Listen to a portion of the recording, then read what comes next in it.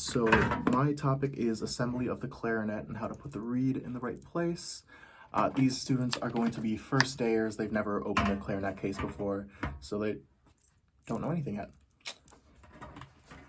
All right, so first off, we're going to want to make sure that our clarinet case, is right side up. If you have these little flappies on top, then that indicates that this is right side up. We don't want to open it up like this.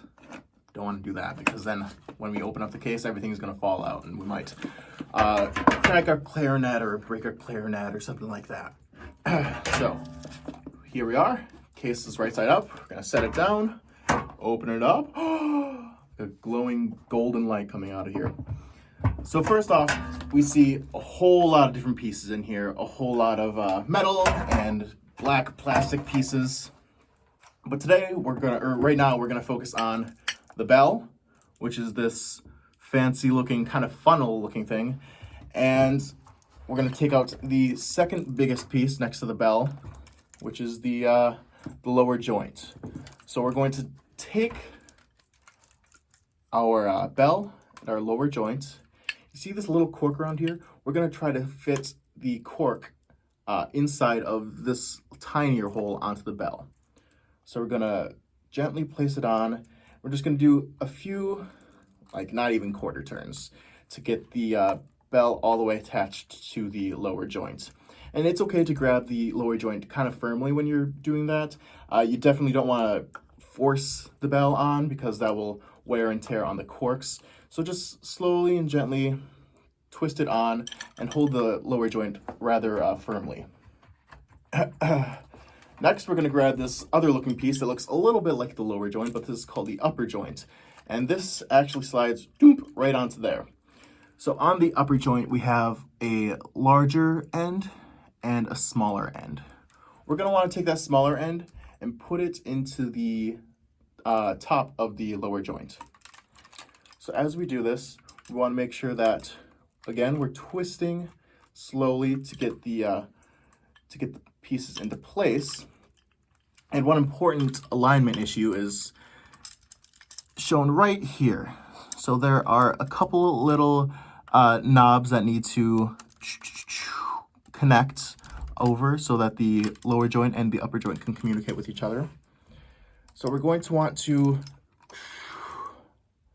make sure that these little metal pieces are lined up so that when we click the, which key is it? What key? There we go. Yeah. So when we click a lower key, it affects the keys that are up here as well. Dun, dun, dun, dun, dun, dun. So this is our clarinet so far. We got the bell, the lower joint, and the upper joint, and they're connected with this little tiny metal piece right here that helps the two interact.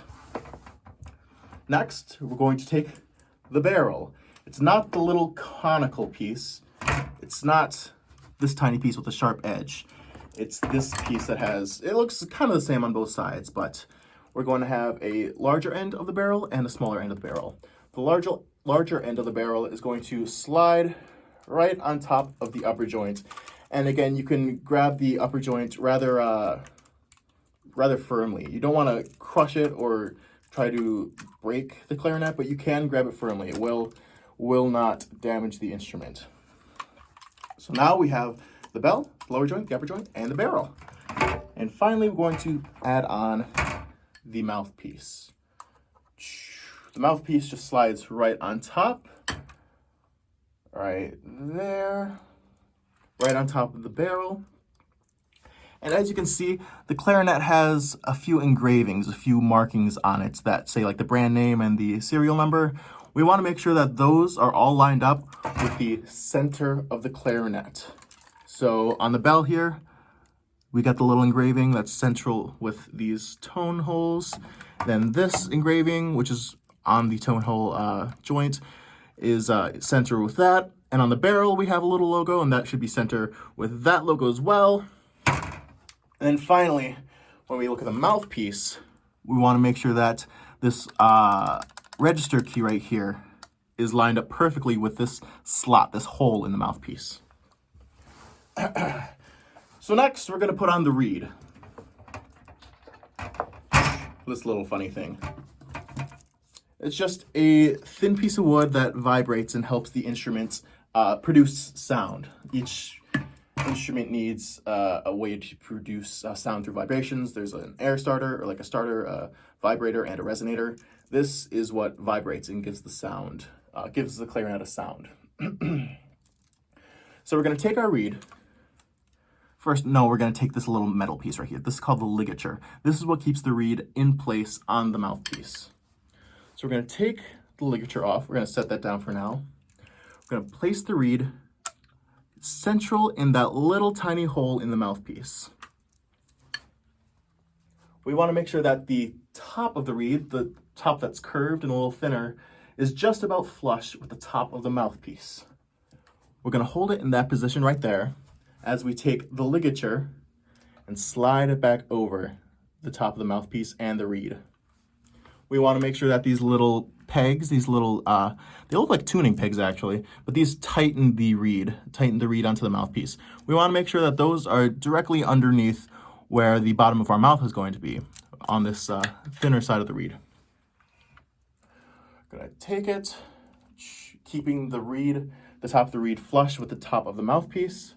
Gonna tighten these ligature screws and make sure that the ligature is not too high and not too low on the mouthpiece. There are usually some little indicator lines that show you where the ligature should be on the mouthpiece, and yeah, that's a good placement for the reed. If I have the reed too low, or the ligature a little too low, it's gonna be a little trickier to produce sound. It's gonna sound like this. I can't even get a sound out. If the reed is too high, it's gonna squeak a lot like that. So again, we wanna make sure that this reed is just about flush with the top of the mouthpiece, and that the ligature holds it firmly in place like that.